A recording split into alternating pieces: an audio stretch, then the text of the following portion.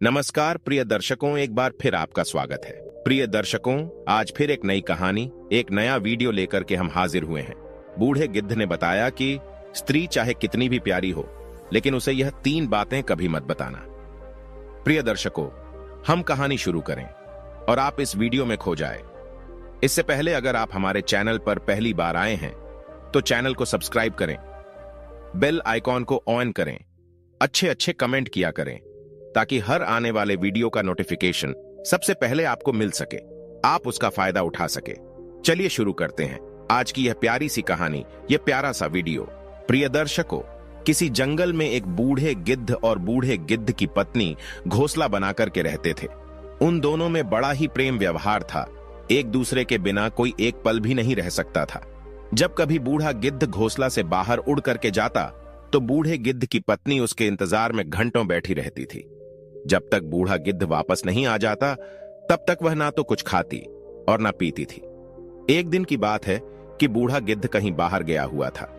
बूढ़े गिद्ध की पत्नी उसके इंतजार में काफी देर से बैठी थी। कुछ देर के बाद बूढ़ा गिद्ध हांफता हुआ आया और चुपचाप जाकर के अपने घोंसले में लेट गया। बूढ़े गिद्ध की इस तरह की हालत को देख करके बूढ़े गिद्ध की पत्नी उसके पास गई और कहने लगी कि हे स्वामी, क्या बात है, आज तुम बहुत उदास दिखाई देते हो।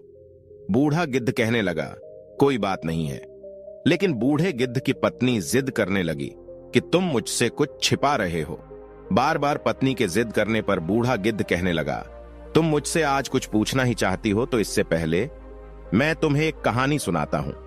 उस कहानी को तुम ठीक से समझ लो, इसके बाद तुम्हें जैसा उचित लगे वैसा करना। बूढ़ा गिद्ध कहानी सुनाने लगा।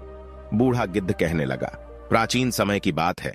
किसी राज्य में एक राजा और रानी दोनों रहते थे। राज्य में हर तरह की सुख सुविधाएं थीं, घोड़े, दास, दासियां, अनेक तरह का धन दौलत, उनके पास सब कुछ था। यदि उनके पास कुछ नहीं था तो वह थी संतान। इसी कारण से राजा और रानी दोनों बहुत ही चिंतित रहते थे। उस राजा और रानी ने अनेक तरह के धार्मिक अनुष्ठान किए, मंत्र किया, जप तप किया, अनेक तरह का पूजा पाठ किया, लेकिन कोई फायदा नहीं हुआ। राजा रानी दोनों बुढ़ापे की ओर बढ़ते गए। एक दिन की बात है कि राजा और रानी यह सोच करके बड़ी ही चिंता में व्याकुल होने लगे कि अब राज्य का क्या होगा, हमारे राज्य का कौन वारिस बनेगा, इतना बड़ा राज्य है, इसको कौन संभालेगा, कौन लेगा हमारी प्रजा की जिम्मेदारी। राजा और रानी दिन रात इसी चिंता में घुलने लगे।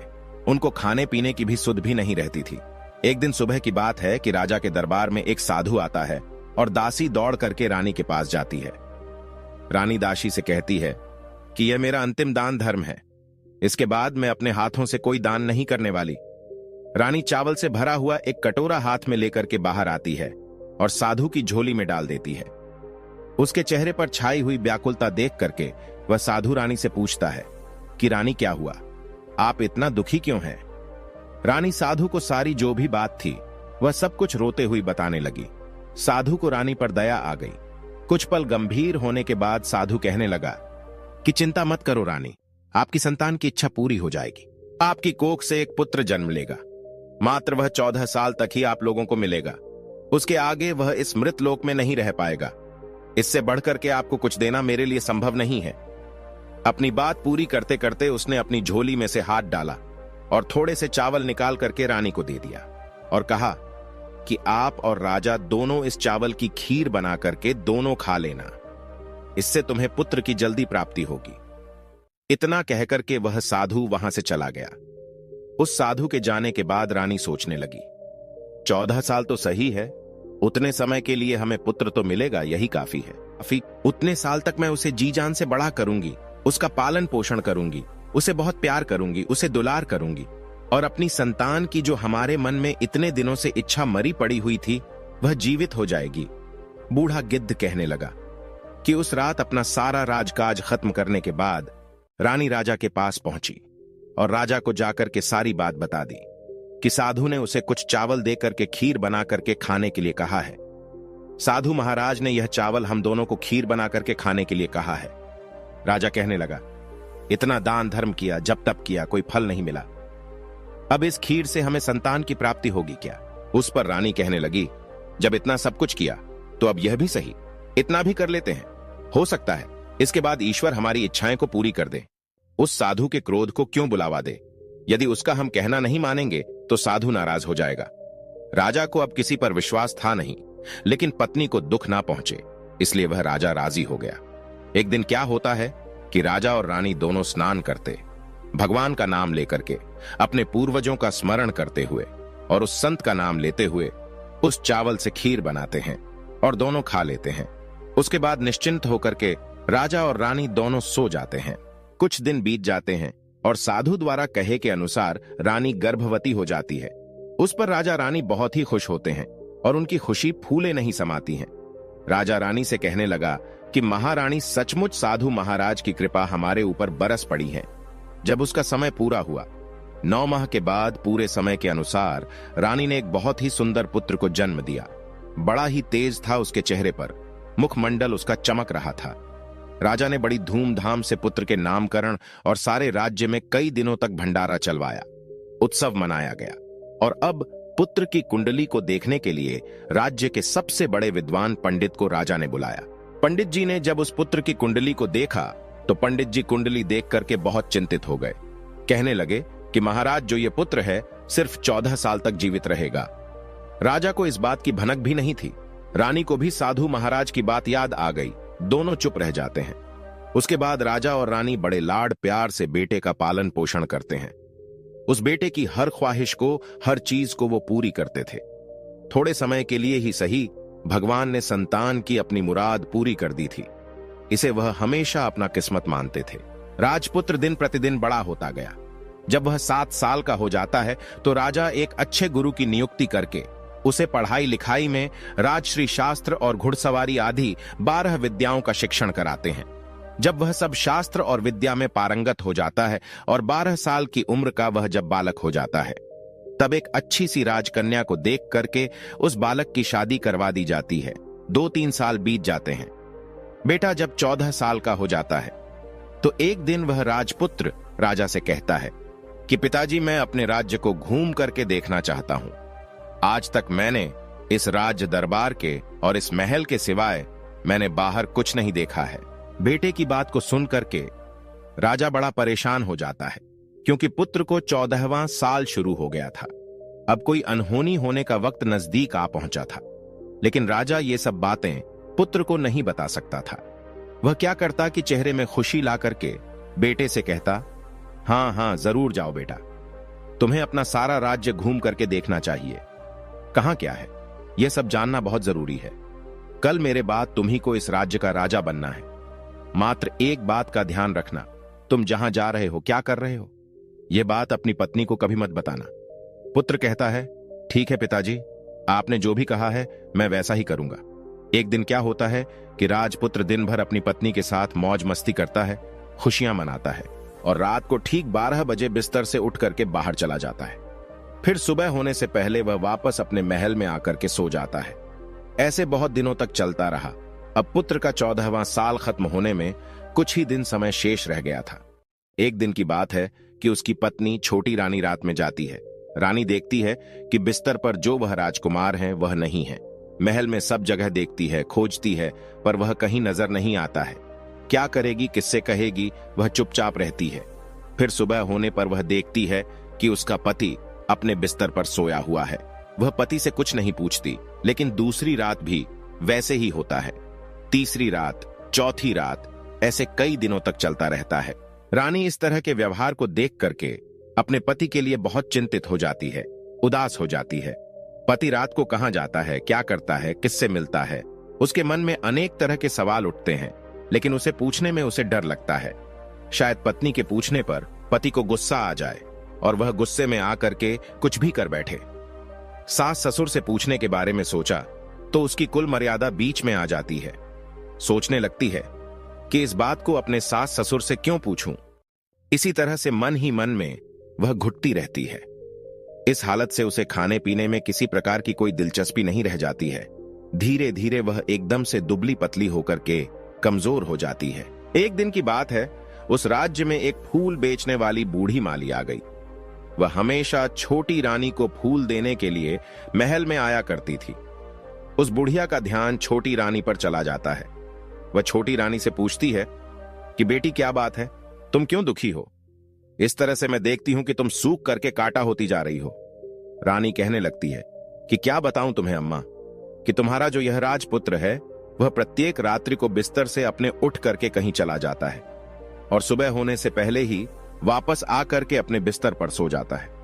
वह कहां जाता है, किससे मिलता है, कौन सी उसकी प्रेमिका है, यह सब सोच करके मेरा मन बड़ा दुखी होता है और इसी दुख और चिंता के कारण मैंने खाना पीना सब कुछ छोड़ दिया है और इसीलिए सूख करके मैं कांटा बन गई। बुढ़िया की बात सुन करके उसे एक उपाय बुढ़िया बताती है।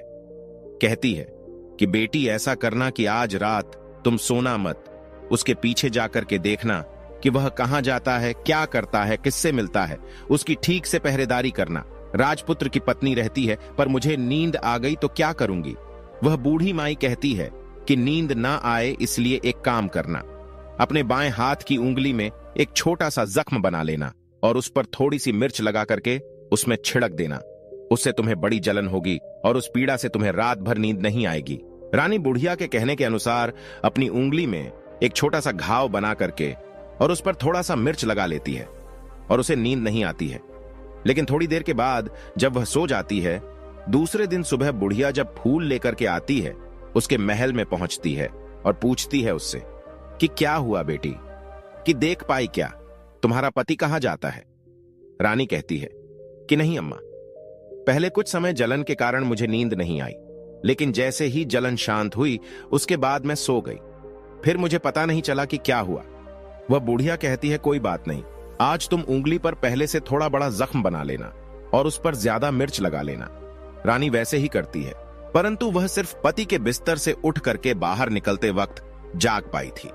वह उसके पीछे नहीं जा सकी क्योंकि उसकी आंखें उस समय तक मूंद गई थीं।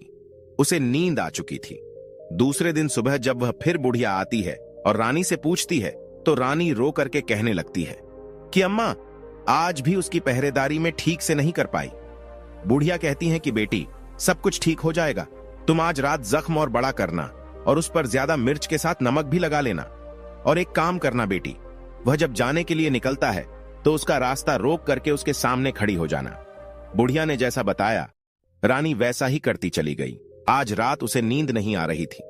पति रात के 12 बजे बिस्तर से उठ करके जब महल से निकलने के लिए आगे बढ़ता है तो वह बुढ़िया ने जिस तरह से उसे बताया था उसी तरह से रानी आकर के पति के सामने रास्ता रोक करके खड़ी हो जाती है। कहती है, कहां जा रहे हो और किससे मिलने के लिए तुम जा रहे हो, मुझे यह बताओ, इसके बाद मैं तुम्हें जाने दूंगी। पत्नी को इस तरह से देख करके वह राजपुत्र उसे बहुत समझाने की कोशिश करता है। कहता है कि देखो, अगर मैंने तुम्हें यह बात बता दी तो मैं तुम्हें दोबारा नहीं मिल पाऊंगा। पत्नी कहती है, कोई बात नहीं, ना मिल पाओ, लेकिन आप रात के समय कहां जाते हो, क्या करते हो, किससे मिलते हो, यह पहले मुझे बता दीजिए। वह राजपुत्र अपनी पत्नी के जिद के आगे बिल्कुल असहाय हो जाता है। पत्नी की जिद के आगे उसकी एक नहीं चलती। ठीक उसी समय उसका 14वां साल खत्म होने वाला था, 15वां साल लगने वाला था। वह सोचता है कि वह कुछ चावल को मंत्रों से सिद्ध करके अपनी पत्नी को दे करके कहता है कि देखो, इन चावल के दानों को दोनों हाथों में अपनी मुट्ठी में पकड़ लेना। पहले दाएं हाथ में पकड़े चावल मेरे ऊपर फेंक देना। मैं कौन हूं तुम्हें पता चल जाएगा। बाद में बाएं हाथ में पकड़े हुए चावल मेरे ऊपर फेंकना, मैं जैसा था तुम्हें मिल जाऊंगा। लेकिन यदि तुम बाएं हाथ के चावल मेरे ऊपर फेंकना भूल गई तो मैं तुम्हें कभी नहीं मिल पाऊंगा, इतना याद रखना। रानी बड़े आत्मविश्वास के साथ कह करके दाएं हाथ में पकड़े चावल पति के ऊपर फेंक देती है। वह जो राजपुत्र था एकदम एक घोड़े में परिवर्तित हो जाता है। एक सफेद घोड़ा, लंबी गर्दन, बड़ी बड़ी उसकी आयाल। देखते ही वह तेजी से दौड़ने लगता है। रानी उस घोड़े को देख करके एकदम से घबरा जाती है और पति ने बाएं हाथ के चावल फेंकने की जो बात कही थी वह सब रानी भूल जाती है। उसकी आंखों के सामने वह घोड़ा हिन हिना करके महल से बाहर चला जाता है। घोड़ा जो महल से बाहर जाता है तो वापस नहीं आता। अब रानी को बड़ा पश्चाताप होता है। वह स्वयं को कोसने लगती है, लेकिन अब उससे कोई फायदा नहीं होने वाला था। राजपुत्र वो वापस नहीं आने वाला था। जब सुबह होती है, महाराज और महारानी को जब बात पता चलती है तो उन्हें बहुत दुख होता है। दोनों बिस्तर पकड़ लेते हैं और अपने बेटे का इंतजार करने लगते हैं। एक दिन उनका बेटा वापस आएगा, यही सोचते रहते हैं। इसी तरह से 1 दिन, 2 दिन, 10 दिन, महीना बीत गया। 2 महीने बीत गए, 3 महीने बीत गए। आखिर धीरे धीरे करके 6 महीने पूरे हो गए, लेकिन राजपुत्र का अब तक के कोई किसी प्रकार का कोई पता नहीं था। मंत्री राजपुत्र को ढूंढने के लिए राज्य के गांव गांव सिपाही भेजता है, लेकिन उसे कोई सफलता नहीं मिलती है। इधर रानी अपनी जिद के कारण पति गायब हो गया, यही सोच करके स्वयं ही मन अपने आप को कोसती रहती है। और एक दिन वह प्रण लेती है कि कुछ भी हो जाए, मैं पति को किसी तरह से ढूंढ करके उसे वापस जरूर घर लेकर के आऊंगी। एक दिन की बात है कि सुबह उठ करके वह अपने सास ससुर के पास जाती है और कहती है कि मैंने अपने पति को, जो भी मैंने पाप कर्म किया है और उसी के कारण मेरा पति यहां से नाराज होकर के चला गया है, मैं किसी भी कीमत पर अपने पति को खोज करके लाऊंगी और मैं अपने पति की खोज में जा रही हूं। महाराज और महारानी को क्या चाहिए था? उनका पुत्र था, बेटा किसी तरह से उनको मिलना चाहिए था।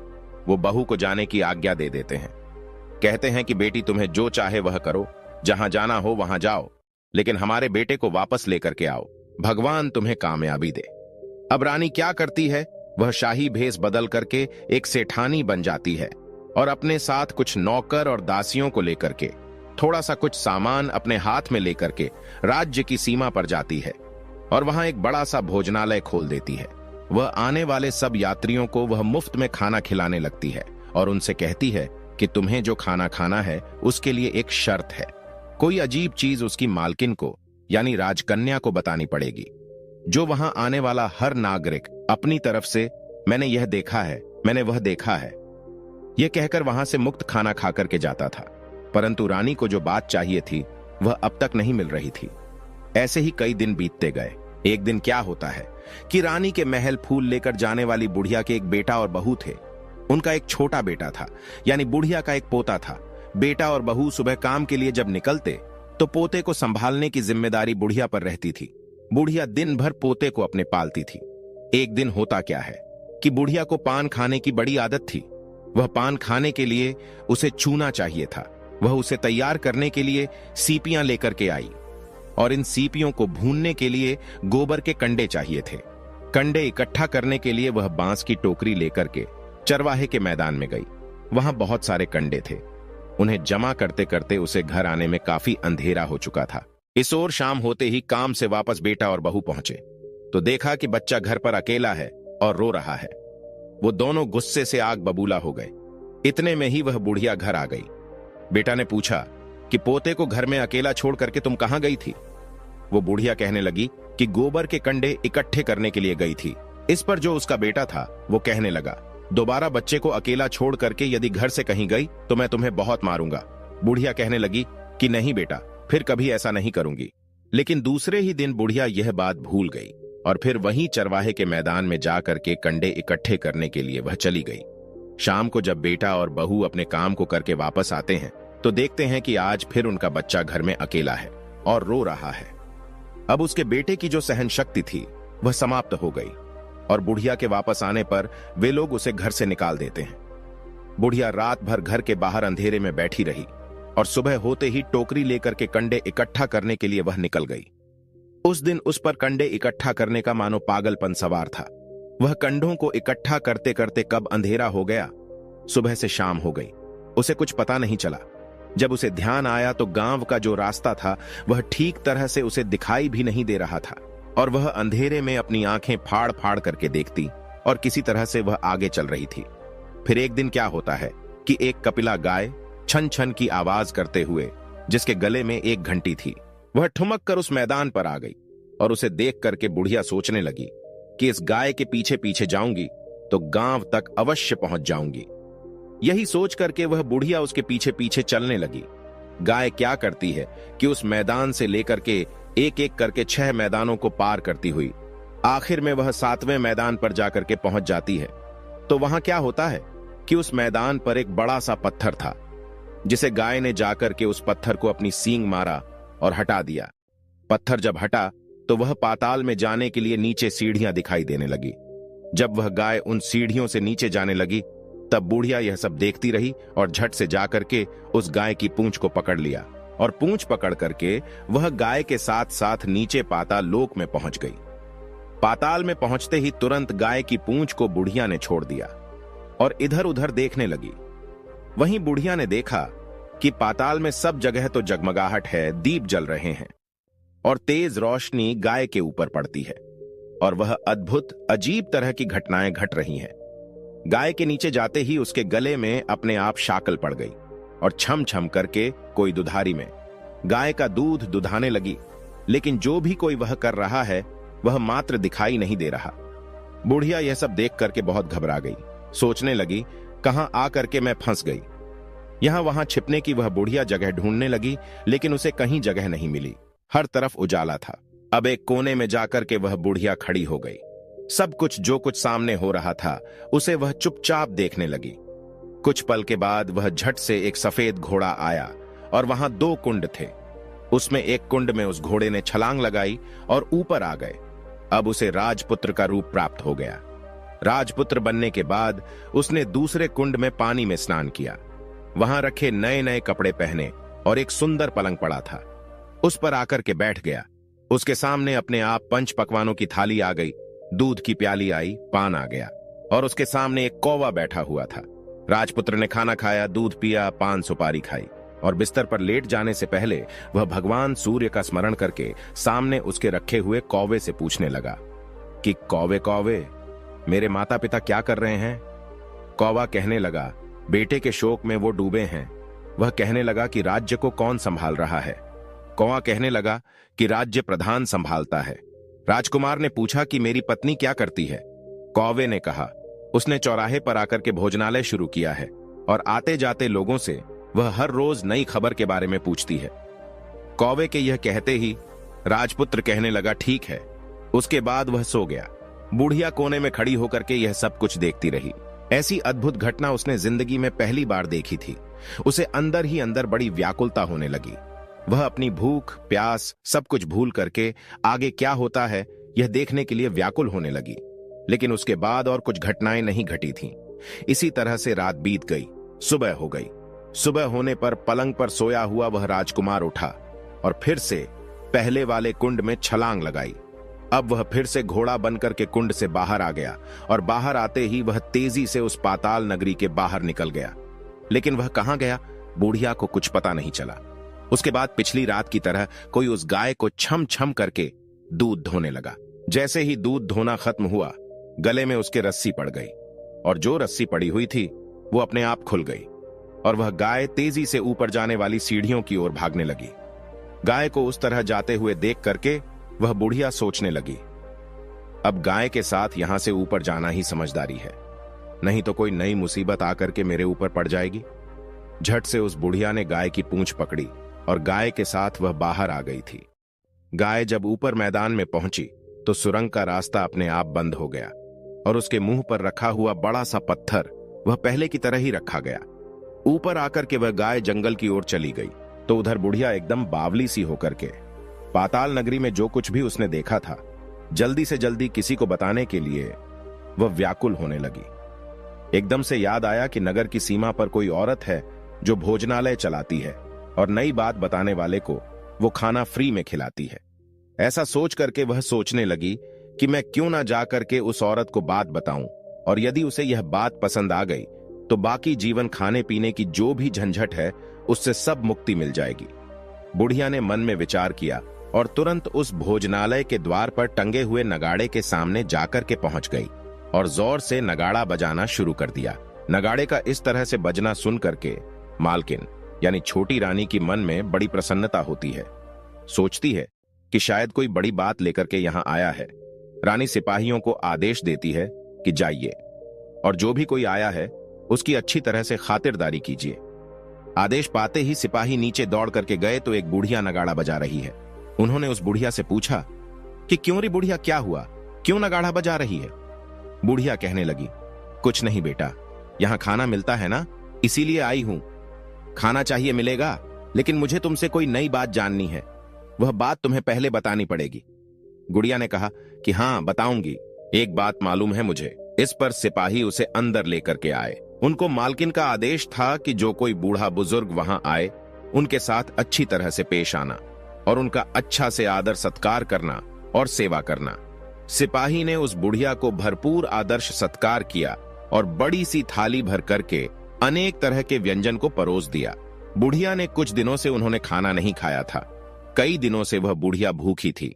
खाने को देखती ही वह खाने पर टूट पड़ी और जब उसने खाना खा लिया तो उसे सिपाहियों ने नई साड़ी पहनने के लिए दी।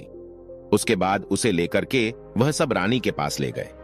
बुढ़िया और रानी ने तुरंत एक दूसरे को पहचान लिया। बुढ़िया कहने लगी कि बेटी तुम, और रानी बोली अम्मा तुम। कुछ देर तक दोनों अनेक तरह की बातें करती रहीं। रानी आखिर बुढ़िया से कहने लगी कि अम्मा अब बताओ तुमने क्या नई बात देखी है। नई बात मैंने कोई नहीं देखी। बुढ़िया कहने लगी वह तो मेरे पास तुम्हें देने के लिए खाने के पैसे नहीं थे, इसीलिए मैंने झूठ कहा और नगाड़ा बजा दिया। रानी ने कहा कि अम्मा घबराओ नहीं, मैं किसी को तुम्हारा नाम नहीं बताऊंगी। फिर भी बुढ़िया कहने लगी कि मैंने क्या देखा, कब देखा करके आनाकानी करने लगी।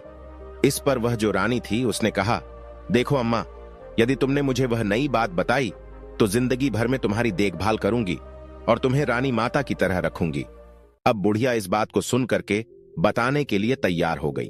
उसने जो कुछ भी उस चारागाह वाले मैदान से लेकर के उस पाताल लोक में जो कुछ भी देखा था वह सब कुछ उसने उस राजकुमारी को बता दिया। राजपुत्र उसी का पति है। वह तुरंत बुढ़िया से कहने लगी अम्मा मुझे उस जगह पर लेकर के चलो। बुढ़िया कहने लगी कि नहीं बेटी, वह पाताल राज्य है, सांप है। यदि किसी ने तुम्हें देख लिया तो तुम्हारी जान खतरे में पड़ सकती है। लेकिन रानी उसकी एक भी नहीं सुनती। उसे उस जगह पर ले जाने के लिए वह जिद करने लगी। आखिर में बुढ़िया ने रानी का कहना मान लिया और कहने लगी कि ठीक है, मैं तुम्हें वहां लेकर के चलती हूं, पर आज नहीं, कल वहां जाना, शाम को ही जाना होगा। दूसरे दिन दोपहर को रानी बुढ़िया के साथ उसी मैदान पर गई और एक जगह छुप करके गाय के आने का इंतजार करने लगी। जब शाम हुआ, अंधेरा होने लगा। गाय हमेशा की तरह वहां आई। मैदान के उस कोने में जाकर के उसने पत्थर पर सींग मारा और झट से पत्थर हट करके सुरंग जाने का रास्ता खुल गया। गाय उस रास्ते से नीचे उतरने लगी तो बुढ़िया रानी से कहती है कि जल्दी आगे बढ़ो बिटिया, हम गाय की पूंछ पकड़ करके नीचे चलेंगे। वो दोनों बुढ़िया और रानी गाय की पूंछ पकड़ करके पाताल लोक में पहुंच जाते हैं और बुढ़िया पहले की तरह कोने में छिप जाती है। कोने में छिपी वह नीचे सब कुछ पहले जैसी जो घटनाएं थीं वो घटित हो रही थी। गाय के गले में अपने आप रस्सी पड़ गई। कोई अदृश्य आदमी आकर के उस गाय को दुधाने लगा। एक सफेद घोड़ा आकर के एक कुंड में छलांग लगाया और राजपुत्र के रूप में वह बाहर आया। राजपुत्र दूसरे कुंड में नहाने के बाद उसने सामने रखी थाली आ गई और दूध की प्याली आ गई, पान सुपारी आ गया। राजपुत्र सब कुछ खाने और पान खाने के बाद सोने के लिए पलंग पर गया और सोने से पहले सूर्य देव का नाम लेकर के उसने सामने बैठे हुए कौवे से फिर पूछा, कौवे कौवे, मेरे माता पिता इस समय क्या कर रहे हैं? कौवे ने कुछ जवाब नहीं दिया, बल्कि वह उदास हो गया। राजपुत्र को कुछ अघटित हुआ। वह संदेह हो गया, वह उदास हो गया और जो कुछ हुआ वह हो जाने दो, ऐसा सोच करके सोने के लिए बिस्तर पर लेट गया। अब रानी का संयम छूट गया। वह दौड़ करके पति के पास गई और उसके पैर पकड़ने के लिए आगे बढ़ने लगी। राजपुत्र तुरंत ही पत्नी को पहचान गया। वह झट से पीछे हटा और चिल्लाने लगा, नहीं नहीं, मुझे मत छूना वरना सर्वनाश हो जाएगा। रानी दोनों हाथ जोड़ करके पति से अपनी भूल की माफी मांगने लगी। स्वामी, मुझसे बड़ी भूल हो गई। मुझे आपसे कुछ नहीं पूछना चाहिए था कि रात को कहां जाते हो। मैं अपनी भूल स्वीकार करती हूं। मुझे मेरी भूल की सजा मिल गई है। अब आप घर चलो। आपके वियोग में आपके माता पिता ने बिस्तर पकड़ लिया है। वह सूख करके काटा हो गए हैं और आपकी प्रजा बड़ी दुखी है। उस पर राजपुत्र कहने लगा, वही तो एक बार तुम गलती कर बैठी हो, अब दोबारा मत करना, नहीं तो तुम्हें जो दिख रहा हूं वह भी नहीं दिखूंगा। रानी रोने लगी, जोर जोर से जमीन पर सर पटकने लगी। राजपुत्र के मन में रानी के प्रति दया आ गई। वह उससे कहने लगा, यदि तुम मुझे पाना चाहती हो तो तुम्हें एक काम करना होगा। काम बड़ा कठिन है और वह काम तुम्हें अकेले ही करना होगा। रानी ने कहा, कहो कितना भी कठिन काम होगा, मैं उसे पूरा करूंगी। उस राजपुत्र ने कहा कि इस पाताल से ऊपर जाते ही तुम्हें एक बड़ा घना जंगल नजर आएगा और इस तरह के 6 जंगलों को पार करने के बाद जब 7वां जंगल तुमको मिलेगा तो उस जंगल के बीचों बीच में एक बरगद का पेड़ है और उसके आसपास जगह जगह पत्ते, फंदे, जुटाए कांटे आदि सब फैल चुका है। वहां बाघ, शेर, भालू, सांप सभी आकर के वहां बैठते हैं।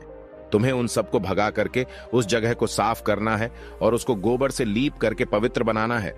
वहां पर रंगोली सजा करके उसके बाद वहां पर धूप, दीप, अगरबत्ती करके फूल कुमकुम से पेड़ के तने की पूजा करनी है। और दूध दही से बने चावल का भोग चढ़ाना है। यह सब तुम दोपहर के 12 बजे से पहले करना होगा और 12 बजे के समय तुम्हें उस जगह पर बैठ करके सूर्य भगवान का मंत्र का जाप करना है। ठीक 12 बजे सूर्य भगवान का रथ आकर के वहां उतरेगा और वो सब देख करके जब खुश हो जाएंगे और कहेंगे कि जिस किसी ने यह सब किया है उसे मैं मनचाहा वरदान देना चाहता हूं। ऐसा सुन करके तुम सामने जाना और उनके रथ का दाहिना घोड़ा मांग लेना, मैं तुम्हें मिल जाऊंगा। इतना कहकर के वह राजपुत्र अपने पलंग पर जाकर के सो गया और छोटी रानी सुबह होने का इंतजार करने लगी। सुबह होते ही वह बुढ़िया के साथ गाय की पूंछ पकड़ करके ऊपर आ गई। ऊपर आने के बाद वह बुढ़िया से कहने लगी, अम्मा, अब मैं अकेले आगे जाऊंगी, तुम भोजनालय को वापस चली जाओ। वह जंगल में जाकर के राजपुत्र के द्वारा बताई गई जो भी बात थी वह ढूंढने लगी और स्वयं आरी से उस जगह सब कुछ काटने के बाद साफ सफाई किया और जैसा उस राजपुत्र ने कहा था वैसे ही उसने उस जगह को साफ करके, लीप पोत करके और चंदन धूप दीप अगरबत्ती करके दूसरे दिन 12 बजने से पहले ही वहां जाकर के यह सब कुछ करती है और बैठ करके भगवान सूर्य का स्मरण करने लगी, जैसा कि उसके पति ने बताया था। दोपहर को ठीक 12 बजे सूर्य भगवान का रथ उस स्थान पर आकर के रुक गया। सूर्य भगवान ने जब रथ से नीचे देखा तो सुगंधित वातावरण देख करके वह बहुत प्रसन्न हो गए। कहने लगे कि जिस किसी ने यह काम किया है वह यहां आकर के मुझसे मन चाहा वरदान मांग ले, उसे मैं अवश्य दूंगा। रानी ने जब ये शब्द सुना तो बिना किसी संकोच के दौड़ करके वह सूर्य भगवान के सामने आई और उनको साष्टांग प्रणाम करके कहने लगी, भगवान वह मैं ही हूं, मैंने इस जगह को साफ किया है। अच्छा, तो तुम्हें जो चाहिए वह वरदान मांग लो। भगवान, मुझे आपकी रथ का दाहिना घोड़ा चाहिए। सूर्य भगवान बोले, नहीं नहीं, मैं तुम्हें इसे नहीं दे सकता। मैं किसी भी तरह से तुम्हें रथ का यह घोड़ा नहीं दे सकता। मेरे रथ में 12 घोड़े हैं, तुम चाहो तो कोई और घोड़ा मांग लो, लेकिन यह दाहिना घोड़ा मत मांगो, वो मैं तुम्हें नहीं दे सकता। छोटी रानी ने एक भी नहीं सुना। वह सूर्य देव से एक ही बात कह रही थी कि हमें और कुछ नहीं चाहिए, आपके रथ का सिर्फ दाहिना घोड़ा ही चाहिए। वह सूर्य भगवान के पैरों में कहने लगी कि मैं अपनी जान दे दूंगी। सूर्य भगवान के पास धर्म संकट पड़ गया। उन्होंने वचन दे दिया था, अब अपने वचन से पलट नहीं सकते थे। उन्होंने कहा, ठीक है, दे दिया तुम्हें घोड़ा। सूर्यदेव ने कहा कि फिर एक बात और कही, देखो, मैंने तुम्हें घोड़े को तो दे दिया, लेकिन वह तुम्हें यहां नहीं मिलेगा, तुम्हें उसे जाकर के पाताल लोक से लाना होगा। रानी कहने लगी, पाताल क्या भगवान, मैं उन्हें पाने के लिए कहीं भी जा सकती हूं और किसी हद तक कुछ भी कर सकती हूं। रानी को वचन देकर के सूर्यदेव अपने मार्ग में चले गए और इधर रानी जंगल से अपने भोजनालय में आ गई। अब वह उस बुढ़िया को लेकर के उस मैदान पर आ गई। जल्दी ही शाम हो गई। शाम होते ही वहां पर गाय पहुंची और गाय की पूंछ पकड़ करके वह दोनों वहां पर पाताल लोक में जाकर के पहुंच गई। रानी और बुढ़िया जल्दी जल्दी नीचे जो कुछ भी पाताल लोक में घटनाएं थीं, वह सब पहले की तरह ही घटित होने लगी। घोड़े का एक कुंड में स्नान करके राजपुत्र बनना, नहा धो करके पलंग पर जाकर के बैठना और खाने पीने की थाली उसके सामने आना।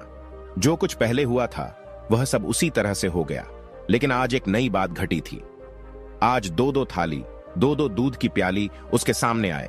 अपने हिस्से की थाली खा करके, दूध पी करके, पान खा करके वह सोने के लिए चला गया और हमेशा की तरह सोने से पहले वहां बैठे कौवे से वह पूछने लगा, कौवे कौवे, मेरे पिता क्या करते हैं?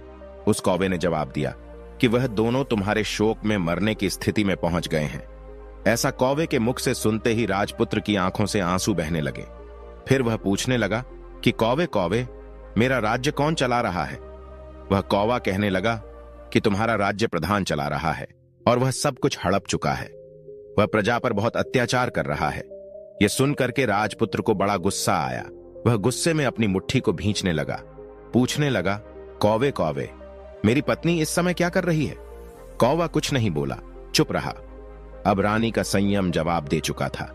वह दौड़ करके पति के गले में जाकर के पड़ गई। राजपुत्र कहने लगा, अब मैं तुम्हें मिल गया। रानी कहती है, सच कहते हो, अब आप फिर से घोड़ा तो नहीं बनोगे?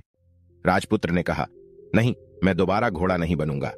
तुमने जो इतने सारे कष्ट उठाए हैं मुझे पाने के लिए, इसलिए सूर्य देव ने मुझे सदा के लिए घोड़े के जन्म से मुक्त कर दिया है। राजपुत्र ने बड़े प्यार से कहा और उसे गले लगाया और उसके आंसू पोंछे। और उसके बाद वह जो वहां पर कौवा बैठा हुआ था वह कहने लगा कि हे राजकुमार और राजकुमारी, तुम दोनों जाने से पहले मेरी 3 बातें याद रखना। कौवा राजकुमार से कहने लगा कि पत्नी चाहे कितनी भी प्यारी हो, आप उसे कितना भी मानते हो, लेकिन ये 3 बातें उसको कभी नहीं बताना। पहली बात, जिस बात को बताने से आपके ऊपर और आपके परिवार पर संकट आने वाला हो, उस बात को पत्नी को कभी नहीं बतानी चाहिए। दूसरी बात, ऐसी बातें जिनको आप गुप्त रखना चाहते हैं, किसी के साथ शेयर नहीं करना चाहते, वह बातें भी पत्नी को नहीं बतानी चाहिए, क्योंकि स्त्रियों के पेट में कोई भी बात नहीं पचती है। इसीलिए गुप्त बातों को पत्नी को कभी नहीं बताना चाहिए। जिस बात को बताने से आपकी जान को खतरा हो और आपके माता पिता को कष्ट हो, आपके परिवार पर संकट आ जाए, ऐसी बात को भी स्त्री को कभी नहीं बताना चाहिए।